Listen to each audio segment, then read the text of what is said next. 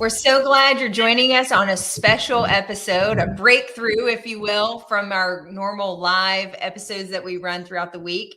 But we wanted to get this guest on so badly that we were able to carve out some time to meet with him after hours, not our usual Humpday happy hour activities. Maybe it'll be better, Chad. I don't know. Maybe we'll be more alert and less imbibing in the drinks. And obviously we don't have Jeff here to keep us. He's really good at keeping us under control, right? Running on time. That's right. So That's right. This could be a total mess. But anyway, we really wanted to have an opportunity to get Travis on to spend some time. He's an active member of our community, as well as several other communities that Chad and I are both members of.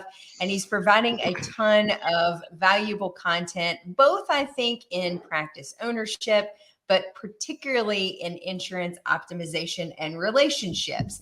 So we really wanted to find a chance, but he's a busy dad, dentist, lecturer, commentator, etc. So finding time in his schedule just had to be carved out a little bit. So I had the great fortune of actually meeting Travis last year at an implant continuum that we unknowingly both signed up for at the same time.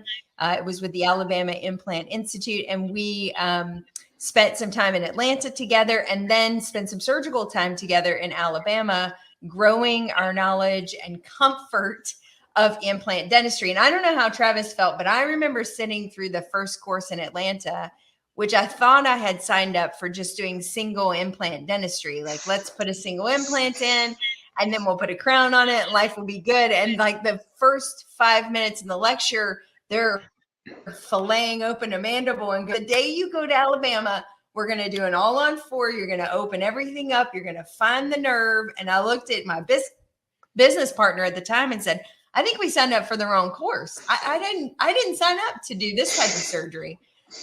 But collegially, we all sort of came together as professionals. We put our quote unquote big girl panties on and showed up for surgery that day. And I think we all walked away with our heads really held high with some of the accomplishments that we were able to make. So I'm really honored and excited to invite Dr. Travis Campbell on to the show today to talk to us a little bit about his journey, what he's doing on a daily basis, and then what his areas of expertise are in insurance. So thanks, Travis, for joining us.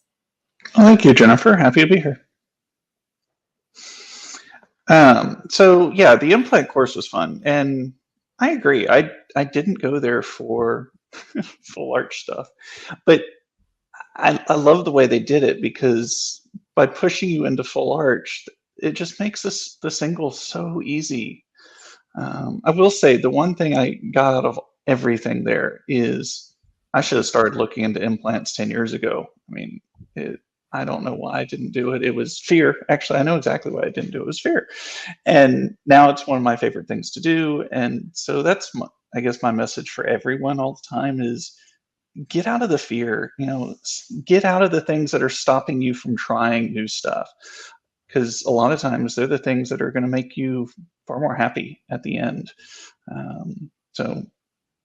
Clinical is fun. I don't know if you knew this story, but at the end of one of our big procedures that Ange and I did, which was 4 implants maxillary, 4 implants mandibular, and she and I had divided up the face, in half, and I did the right side, she did the left side. And at the end, they went and took the final CT to make sure everything looked okay. And our patient had this metal object in his sinus, and my look, your side or her side. So then, of course, all the instructors came in and said, can you account for all the cover screws? Can you account for all the abutments? Can you account for all your implants? And I said, there's no way it went into the sinus. Like, it's all here. What the hell is that in his sinus? And of course, then they were like, well, obviously, you better not go ahead and pack your bags yet, because if that is one of your parts in there, we're going to have to open the sinus and go get it. And of course, I went from someone who only wanted to do a single implant to now doing all on 4 to now doing sinus surgery. So this was escalating very quickly. And anyway, they found out the real story didn't let me in on it until they had me fully convinced that we were about to do some lateral windows to go get this thing. He had buckshot in his face from an accident, a shooting that he'd had 20 years ago. But of course, it looked just like a cover screw, just like it. So I left really still jaded, honestly. They were good sports, though. It was really fun. So Travis, tell us a little bit about your practice, your that you run, and a little bit about how you sort of got into becoming the dental insurance guy. That's what I was going to ask. I know everybody has a why, and I want to hear Travis's why. Well, I was crazy because when I first graduated, I opened an office from scratch immediately, which I don't necessarily recommend doing because, you know, I don't know about the two of you, but my first couple years, I made a lot of mistakes in dentistry. And looking back at it, I almost wish I made those mistakes in somebody else's office with somebody else's reputation. But it worked out, obviously. So I've been there 15 years now, and that office is doing really well. It's kind of on its, I guess, automated because, you know, we've kind of fixed everything that's happened because I'm good at breaking stuff. And so my team, a lot of my team's been with me for a long time. But the interesting thing is I was originally in that same idea that, oh, everybody goes out of network. That's just the pinnacle of your career. You end up doing better. And yeah, I was doing that for a long time. You know, back in 2019, I was down to 3 insurances, where when I started, it was 40 something. But in 2019, we actually made a shift and we went back in network with almost everybody. And we increased our collections by 50% and we doubled our profits. So that was all sorts of fun, is to just change the game. Now, you know, people ask me how I get started in insurance. I got started in insurance because it ticked me off. I mean, it's the thing that we deal with every day. It's probably one of our biggest headaches every day. And so I'm not one to, you know, just go with the flow or leave things alone. I want to find solutions. I want to find answers. I want to find reasons. And I couldn't find anything. You know, nobody out there was really talking about what seemed to affect us on a day-to-day basis. They were just talking about coding and, you know, fraud and stuff like that. So I actually ended up going and, you know, looking at the contracts and looking at state and federal laws and putting things together and going, wait a minute, half of the things that annoy me with insurance have nothing to do with reality or source material or anything. It has to do with these myths that we have to work with insurance in certain ways, and yet there's no source for that information. And so once we started changing how we were looking at things, that's when we ended up going back in network and making a lot more, because it was partially going back in network, but it was partially just learning to work with the insurance companies differently and learning to work with the plans differently and learning to build a little bit better. And we just got a lot more successful with it. I think that is, you know, it's, you kind of, it seems like you kind of got into it by necessity and by trying to make things work. But did you, when did you really, so you've been out 15 years. When did you do a deep enough dive that you felt that you were strong enough with this to write a book on it? Because you're published in this. So I wrote a practice management book in 2017, and that one was just a story of failures. So if you want to read about how I screwed up my office and what I learned from it, that's what that book is. But the insurance one, it was really COVID. I mean, before then I had spoken a few times. I had given some seminars, and I had people ask me questions about insurance. And so I had a database of, you know, the answers I had given and things like that. But when COVID hit, it kind of forced me into well, I've got to find something to do. And if I stay at home, I'm going to probably dislike my family, just because I'm not built for spending 24/7 with my kids. And I would probably end up breaking Netflix, watching it too much. So I had to keep going to my office. And when I went to my office, we were back in that time period where I'd see like one patient every 2 days. And so I had to have something to do. So I ended up reading contracts, and then a majority of the book was written during that 2-month shutdown period where I really didn't have a lot of other things useful to do. So I wrote. So once again, you were forced into a deep dive because you had nothing else Yeah. to do. Yeah, I've been Yeah. there. How many, you said that you once had 40, you dropped a couple. Where are you at now? If you said that, I apologize, but. So we are indirectly in network with dozens. I couldn't even tell you the number because I don't even know. We are contracted though only with 3. Okay. So, and that's the whole concept of umbrellas and, network leasing is you can get in network through other insurance companies with higher fees. So that's what we accomplished. So most of our patients, to them, we're in network. I Do just you didn't sign 40 negotiate your own contracts. fees? No, I hired that out. It's a pain in the ass. Yeah, I can imagine. Do you have one person that you've worked with for a long time, or have you worked with several, or is there one that you're particularly fond of? Because I know that's a question that comes up a lot. I have worked with a few companies, some far more effective than others. So yeah, it's been an interesting journey. I like testing things. My team hates me testing things, but that's fine. That's who I am, and they deal with it. But there's like anything else. I mean, just like dentistry, there are people in the negotiation world that know exactly what they're doing and do it very well. And there's those that should probably find a different industry. Yep, I'd agree. Do you think, because I see we're on some of the similar forums and just kind of watching dentists post both obviously pro and con comments about insurance companies. And there seems to be a little bit of a pendulum shift for some to start to consider the idea of going to fee for service, but alternatively, for some, because of economics and needing to drive new patients, to consider moving into network. Mm-hmm. So if you had to provide a little bit of advice or guidance to both the docs who are thinking about coming out of network and those docs who are considering coming in, maybe even for the first time, what would you say? I would say that you've got to go back to the why. You've got to go back to yourself. And all of us are different. We have different personalities. A majority of the fee-for-service doctors, they're very good with relationships. Whether they know it or not is a different story, but they're very good building relationships. They are there for people.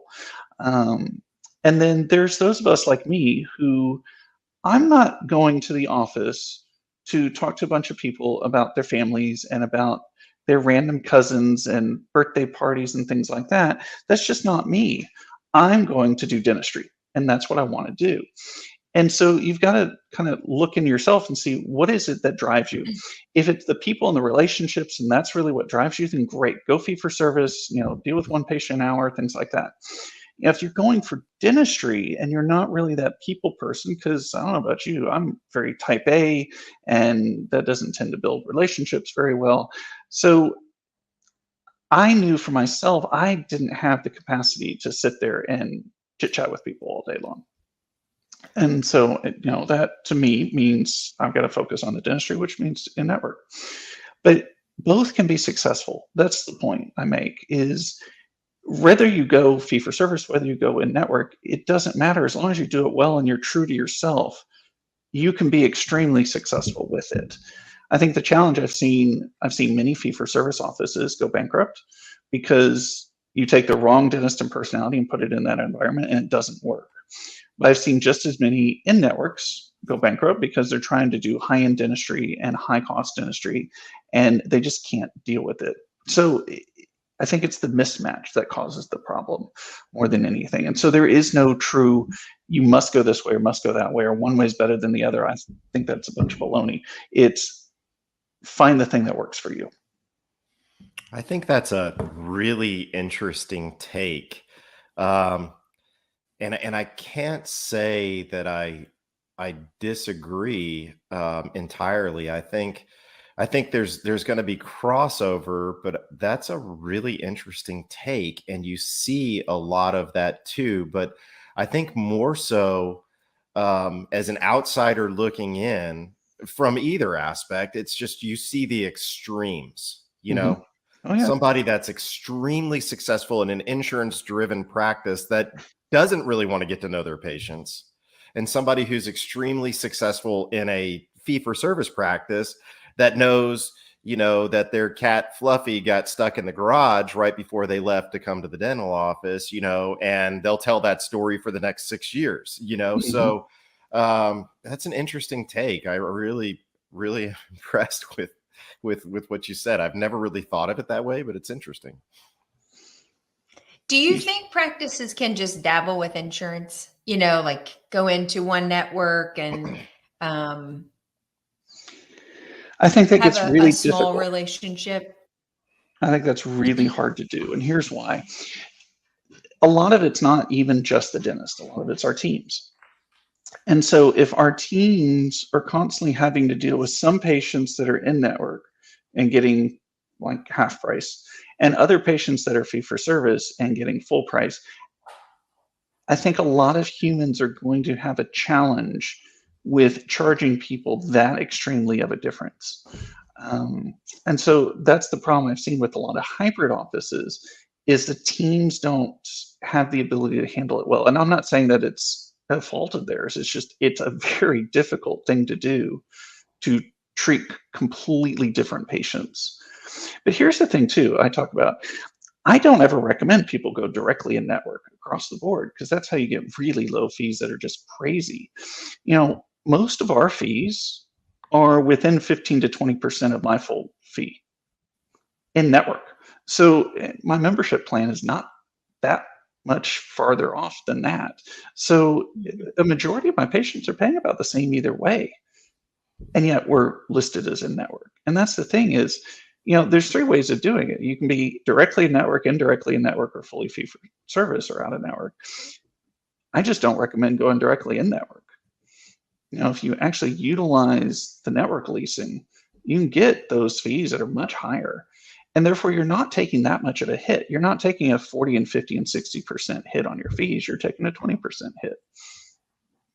So let me ask you this. I know the majority is maybe 100% PPO. Are you in any DMO or HMO networks? No. JBU? No. Let's talk about that for a second because I always find that fascinating. What do you think it is that entices people to join a PPO? I mean, a DMO or HMO network? I mean, patients. That's why would you join any network is to get more patients. And the challenge though with HMOs is you have to recode and rethink completely differently. And that's what I don't like about it personally. I've seen people be successful with it, great, but you have to treat things completely differently. You know, we always have the concept in dentistry and PPO world that, you know, a crown includes the basic lab fee and includes anesthetic and room cleaning and, you know, all the things we're going to do on a day-to-day basis. HMOs pretty much flip that on its head. You know, you got to think of medical at this point is you're going to get charged for the cotton rolls and the anesthetic, and you're going to get charged to clean the room, and you're going to get charged an assistant fee, and you're going to get charged every single lab fee as a separate item. So you're unbundling everything in HMO world versus PPO. Unbundling is not seen as a kosher thing. That's funny. I have some family members that live elsewhere and they have HMO insurance and they'll send me these treatment plans or charges. And I look at all the itemized things and there's a couple things in there that I always wonder, are these items just not assigned to their insurance that they can charge extra for? But with that being said, are there certain procedures, Travis, that you feel that you feel that you can't or you just don't do because there's zero profit in it based upon the fee schedule? You're talking about PPO? No. Yeah. I mean, everything is profitable. Here's the thing about profit people forget is we have fixed overhead and we have variable overhead. Everybody forgets a majority of our overhead is fixed, meaning it doesn't matter how much dentistry we do, we're still paying rent, we're still paying utilities, we're still paying our teams. So all of that stuff has to get paid regardless. Our variable cost, basically the cost to do dentistry, is extremely small. And this is what puts dentistry in a realm so different than most industries in the world. Most industries have high fixed costs. We have high variable costs, or most industries have high variable costs. We have high fixed costs. So when it comes to dentistry, there's very little that we can't do very profitably. The challenge most of us have is we don't produce enough to make up for all the pretty things that we bought. That was directed to Chad specifically. I wasn't directing that to anybody, but if you would like it to go to Chad, Jennifer, that's all I'll on you. ping-pong it, if you will. You just throw it my way and I'll knock it over. Hey, I was going to say too, Chad, on your DHMO comment that the only time I've experienced it in my practice or in my practicing life was when I worked in corporate dentistry. And that's because everybody's being paid on commission. So it doesn't really matter if it's $600 for a root canal and a crown. If everybody's being paid commission, to Travis's point of that variable and fixed cost, if my salary is variable based on production, then they can afford to take whatever fees are offered, because whatever I'm able to produce off of that is essentially, it makes it very frustrating as an associate doctor, because you're never going to see the level of production or financial fruits of your labor because you're working for pennies. So it does become very disenfranchising pretty quickly. And then some of them have capitation, which just means that there's money coming back to the practice for seeing those patients. But again, I don't know what Travis's experience is, but I didn't see that money being passed on to those commissioned providers. So, you know, if the large group was receiving checks. People forget what capitation truly is. Capitation is paying for the things that have $0 attached to them, mostly hygiene. So capitation by nature should go to the office because it's paying the hygienists. That's all it's there for. And there isn't enough money to go to the associate at that point. But yes, this is why, another way HMOs work is, whether it's natural or whether it's intentional, it's those who get a large group of patients, you get a large capitation check, but have very little utilization of those patients. Meaning you could have 1,000 patients, but only 50 of them ever show up in a year. Well, that brings a lot of value. But because you're getting paid the same either way. But if you have 1,000 patients and 500 of them are coming, you're going to go bankrupt. It's just, that's the nature of it. And so you have to, if you're not automatically getting patients who just never go to the dentist in your list, you've got to funnel them. You've got to prevent your office from getting flooded with the patients that literally are bringing you no money. And that's another reason I just personally don't like HMOs, because you've got to do things that I don't like doing. I think that hearing you all talk about this, it's funny because everybody looks at fee for service differently than an insurance practice. And I'm not going to lie. I mean, there have been points in my career where we've actually contemplated taking on plans. I mean, for instance, we're directly across the street from BNSF's world headquarters, and they're constantly changing their insurance policies. And what we found is the biggest thing in our practice is verbiage in how we address the patients. Have we lost patients to PPOs? Absolutely. It's funny though, the vast majority of them end up coming back for one reason or another if they're relationship driven people. So you said that earlier. Some of them don't. But the thing is that when they leave, I'm like, we'll never see him again. We'll never see him again. But we find that it's our verbiage competing with the verbiage of HR at the corporation, because they're trying to tell patients that they have to go to a PPO dentist whereas they're not really telling them that they have the option to go out of network. And so, we've done a lot of cost analyses for patients as well as to what the difference would be to come to our office or go somewhere else. One of the biggest things that patients don't understand, though, and I don't know if you all see this either, is that $2,000 is $2,000. And that's it. That 1,500, 2,000. There have been a couple policies that I've seen as of late. We have this patient that has a $6,000 a year policy if she goes to an in-network dentist. She has a $1,500 policy if she goes out of network. However, she wants 10 veneers. And so it's like, what are you going to do? And so she's like, well, I'm not switching, for that. I was like, they're not going to pay for any of these. Nobody's going to pay for any of these. You send a picture and this deal's dead in the water anywhere. And so, it's where do you want to get it done? And I know some damn good, including you two, PPO dentists. So I'm not knocking any PPO dental office or whatever. I mean, but I'm telling you that the struggle's real, from my side, and I'm sure from yours too. Yeah, I mean, and this again comes back to the conversations, the relationship. I'd rather have conversations about dentistry versus having to have conversations about selling myself or skills or, why somebody should pay more to come see me. No, I just, here's what your insurance fee sets. Great. That concept's off the board and we don't have to talk about it. It's, it's easy. So, but I get it. I mean, I would love to have a schedule where I see 2 patients a day and, produce $8,000. Great. But I also get bored personally. So, but maybe that's why you're on Facebook all the time, Chad. You got the time to do it. Yeah, that's true. All the time, man. All the time. So, yeah, he got me. When you lecture, what is one of I'm sure you've experienced it. There's one thing, it's a trigger.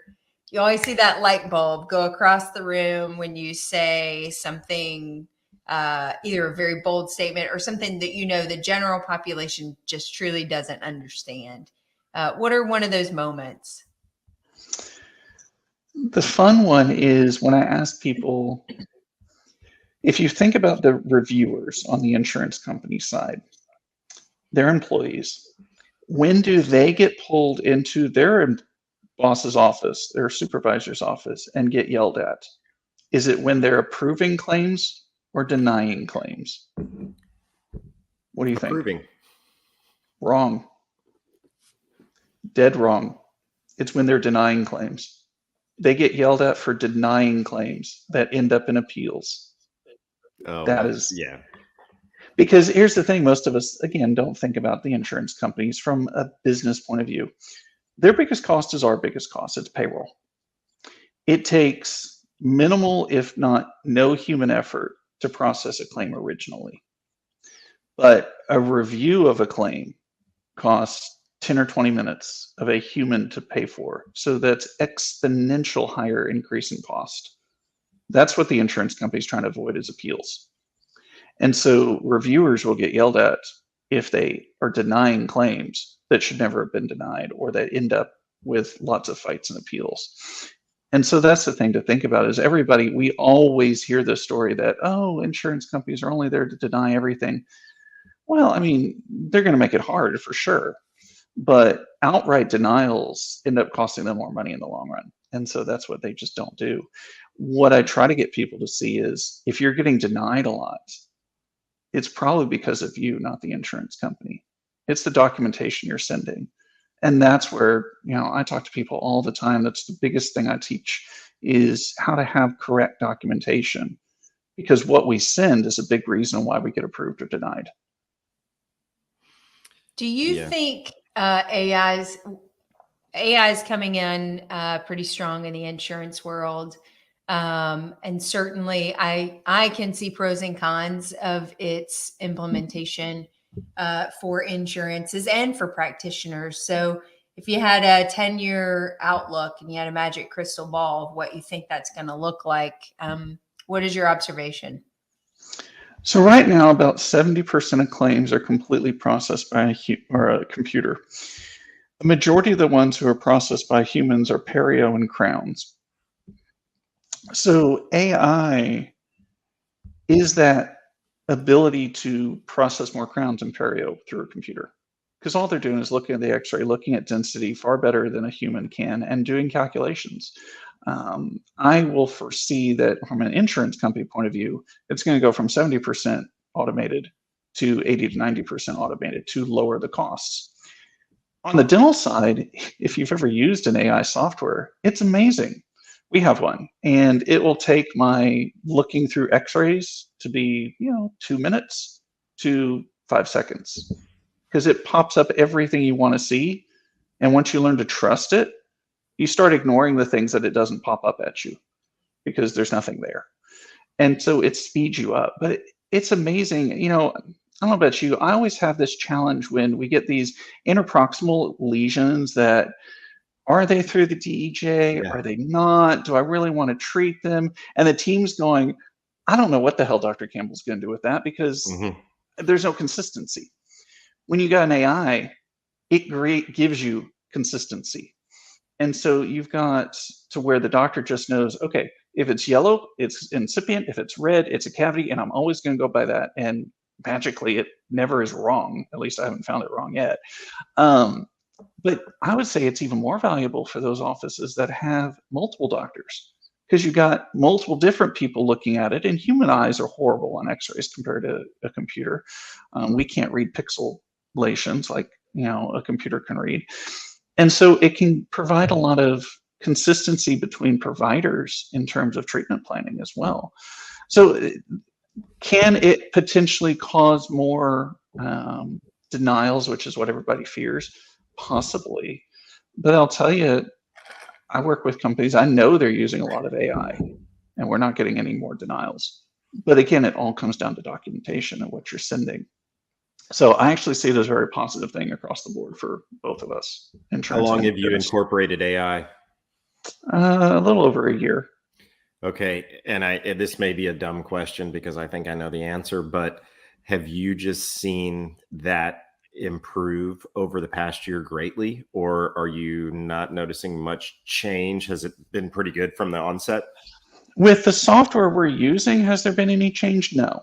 Have I seen change with other softwares that are coming to market? Absolutely. Okay. I mean, it's like most companies. Once they have a product that's working and selling, their R&D goes in the tubes and they go more to marketing, which it's not a failure. It's just what they do. And so the people who are innovative are rarely the ones at the top of the game. It's the ones trying to break into the market. Interesting. It's like you, Chad. You're the top of your game in your area, right? I wish. Yeah. What advice would you give to clinicians to continue to stay current? Obviously, they can maybe attend one of your courses or read your book, but we all know that process of understanding insurance, there's a baseline level of knowledge that you need to know, but then there's an ever-evolving landscape within the insurance world that you have to stay current and relevant on. So how do you stay current and knowledgeable about those changes? And then ultimately, what do general practitioners out there do to continue to be effective? How do I stay current? It's things that I doubt most people want to do, which is read contracts, actually delve into the language, follow the trends of what insurance companies are doing with billing. And I have some sources that I don't think most people would ever be able to obtain. So I wouldn't say do it the way I do it, because it would drive you nuts.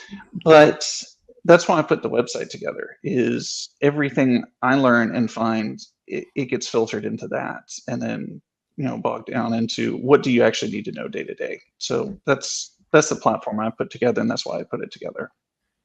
And it's been really successful so far. Well, I think most practitioners need that type of support, just like they need support clinically and elsewhere. I mean, at the end of the day, it is still a for-profit business.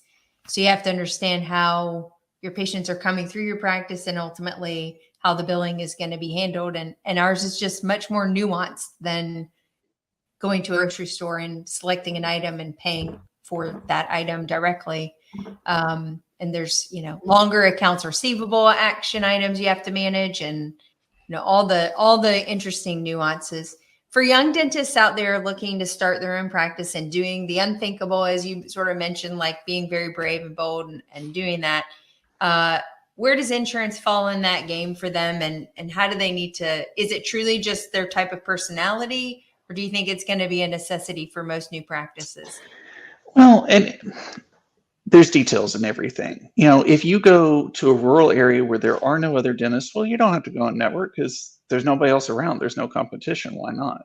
And you're going to find a larger majority of the fee-for-service dentists are in low saturation areas.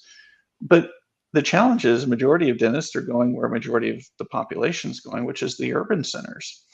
And you got to think about it from a patient's point of view. Why would I go to a dentist who's a new grad, who's fee-for-service, versus a dentist who's been around for 20 years who's PPO? I mean, you don't have the credentials, you don't have the authority, you don't have what it takes in most cases to compete in a high saturation area, unless you're joining an office that's already got that reputation.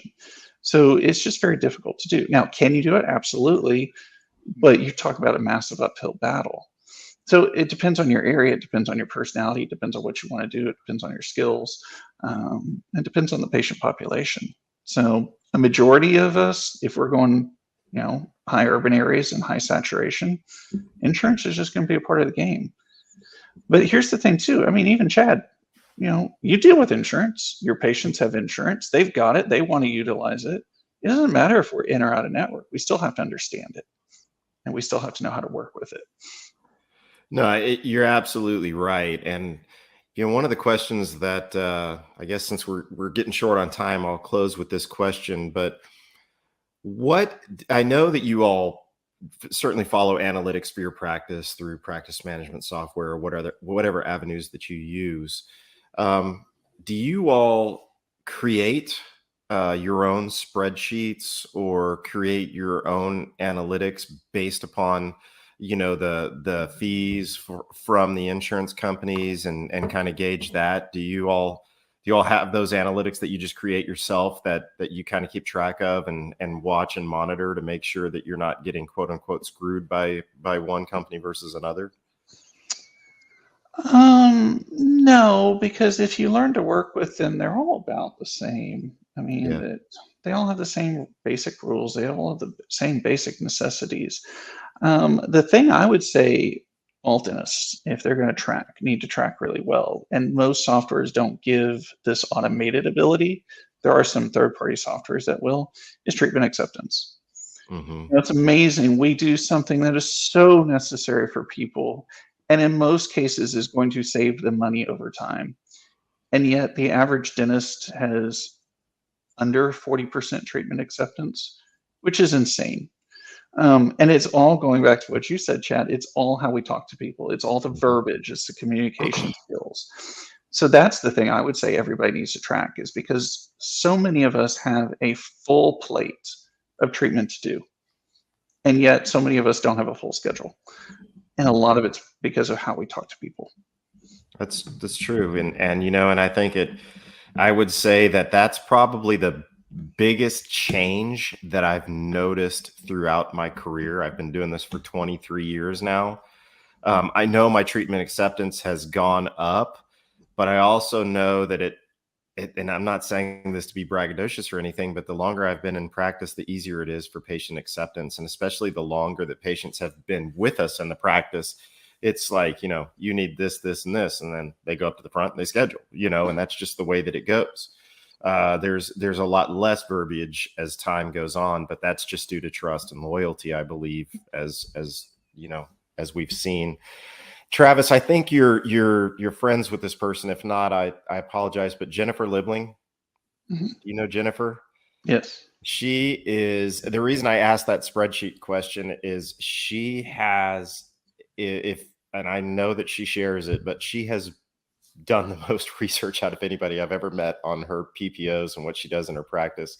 I was just blown away with the record keeping that she does. And I didn't know if that was normal for a lot of PPO dentists, but it was amazing, and talks about how she negotiates with the companies as well. I know it's a cumbersome task, so my hat's off to both of you all. And I know you're both successful in your own rights. And I think that's just phenomenal. And Travis, I love what you're doing with something that people really don't like to talk about.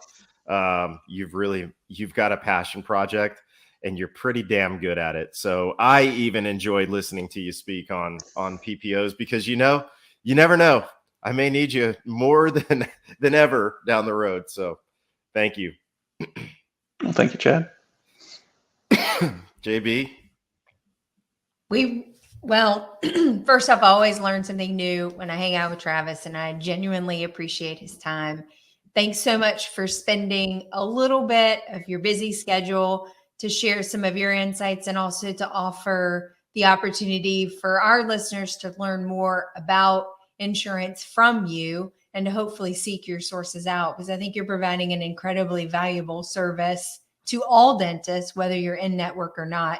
And we didn't even begin to touch the nuances of, heaven forbid, you're thinking about selling your practice or bringing in an associate, and all the nuances that come along with that in the insurance world. That will just have to be for part 2 of our continued discussion. In the meantime, you can find him at dentalinsurancegui.com.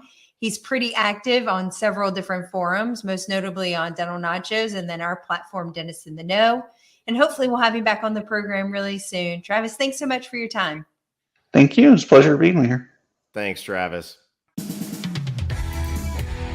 that wraps up another podcast for Dentists in the Know. On behalf of Dr. Jennifer Bell, Dr. Chad Duplantis, and myself, remember that we've got a great profession, so let's make it a great day, Dings.